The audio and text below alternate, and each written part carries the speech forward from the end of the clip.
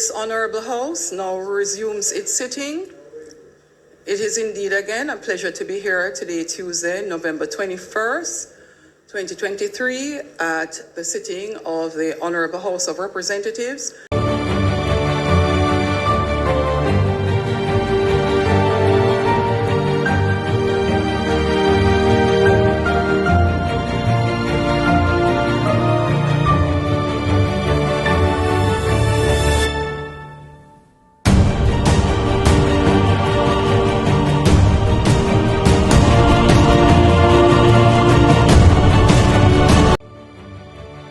Integrity Commission submits 4 investigation reports and Director of Corruption Prosecution's indicative rulings to the Parliament. But will we, the people, get a chance anytime soon to know what is contained in these reports? This is Cover Story Highlights. Let's get after it. But before we do, please subscribe to this channel, like, share, and comment on the content. The Integrity Commission of Jamaica on Wednesday submitted 4 investigation reports and the Director of Corruption Prosecution's indicative rulings to the Parliament of the land. The Commission, in a release, made it clear that it was conforming to its obligations under Section 54 of the Integrity Commissions Act. We now know that hard copies of both documents in separate envelopes addressed to both Juliet Holness, Speaker of the House of Representatives, and Tom Tavares Finson, President of the Senate, as well as Valerie Curtis, Clerk of the House, were delivered to them and formally received by them at 1:50 p.m. on Wednesday. Traditionally, the reports would be swiftly tabled for public scrutiny, allowing opposition members and the public to assess potential breaches of Jamaican laws by public officials. Unfortunately, the strategic rule change initiated under former Speaker Marisa Dalrymple Philibert and maintained by the current Speaker has cast a shadow over the transparency of the process. As a reminder, let's look back at how Juliet Holness says reports from the Integrity Commission will be handled. Annual reports submitted under Section 36(2).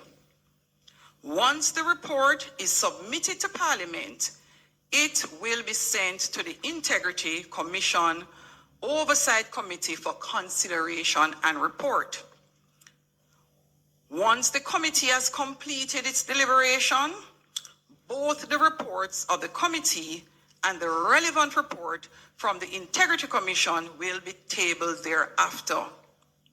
Special reports submitted under 36(3) will be treated in the same manner as a report under 36(2) referenced above. Reports of the Director of Investigations submitted under Section 54(4) will be tabled as soon as possible after receipt by the Parliament, having regard to the serious nature of the matters that are contained therein. It will require the immediate and direct attention of the House. After it is tabled, it will then be submitted to the Integrity Commission Oversight Committee for their consideration and report. Kindly note, all reports from the Integrity Commission will be reviewed by the officers before they are tabled. And who are the officers of the House? We now know that is herself and Tom Tavares Finson, President of the Senate. So based on this rule change, the 4 investigation reports submitted to the House from the Integrity Commission on Wednesday will be reviewed by both herself and Tom Tavares Finson before they're tabled in the House for review by the entire House. The question is, how long will this review take? It will be tabled in the soonest possible time. No effort will be made to delay such reports. It is still not clear why these investigation reports from the Integrity Commission have to be reviewed by the Speaker and the President of the Senate before they are tabled. We know that government members on the Joint Select Committee have been trying to muzzle the Integrity Commission. Just listen to Delroy Truck, government member on the Joint Select Committee, at one of the sessions, how he tried desperately to get a section of the Integrity Commissions Act modified. Position, and I will repeat it forever. The IC must investigate and then report. And if it needs to report on an interim basis, that investigation of 200 matters are continuing, not a problem. But what I don't want is to report on investigation where you cause speculations, which is a concern. So to the extent that the IC can say that they're still, they're conducting investigation on 30 matters, I don't have a problem, without identifying the 30 matters which cause speculation.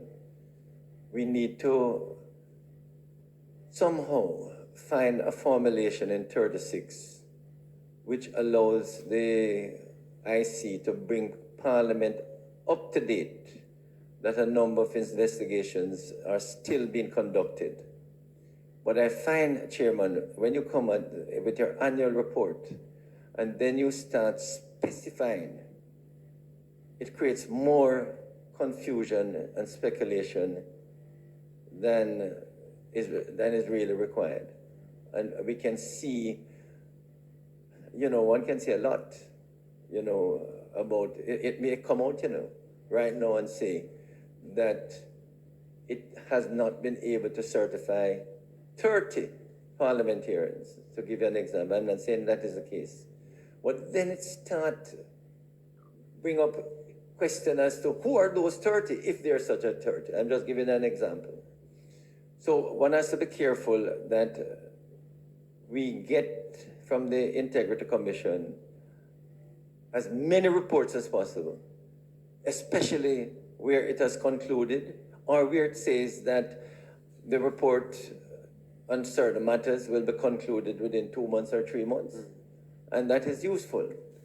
So, to give you a good example, an actual example, Chairman, it reported that there are 6 parliamentarians and 28 public officials who are being investigated for illicit enrichment. I would like to know right now, where are those, what are the reports? When are those reports coming on what you have announced that you're investigating? I would rather the report to come a report to come after the investigation rather than to report on the investigation. And that is where I would want 36 to be able to give an interim report without identifying particulars, which creates nothing but speculation and confusion. So Delroy Truck's issue here is with the section of the Act that allows the Integrity Commission, without identifying persons by name, to publicly say, in this case, that 6 parliamentarians and 28 public officials are being investigated for illicit enrichment before the investigations are completed. Subsequently, the government used its majority in the Parliament to modify the section of the Act referenced by Truck and placed a muzzle clause in the Act forbidding the Integrity Commission to comment on ongoing probes involving government members and public officials. It is now public knowledge, however, that 4 investigation reports and the Director of Corruption Prosecution's indicative rulings were handed to Juliet Holness and Tom Tavares Finson and are now being reviewed by them as per the rule change. Juliet Holness's assurance when announcing the rule change in Parliament that reports of this nature would be tabled as soon as possible gives us no comfort that we the people will see the contents anytime soon and without any changes. The question on everyone's mind, Who exactly is the government aiming to protect? If these reports are promptly tabled without delay, they hold the potential to unveil the identities of the illicit six. This revelation is poised to bring clarity to a nation seeking answers and transparency. That was Cover Story Highlights. Tune in again next time for another edition of Cover Story Highlights. In the meantime, please subscribe, like, share, and drop your comments below.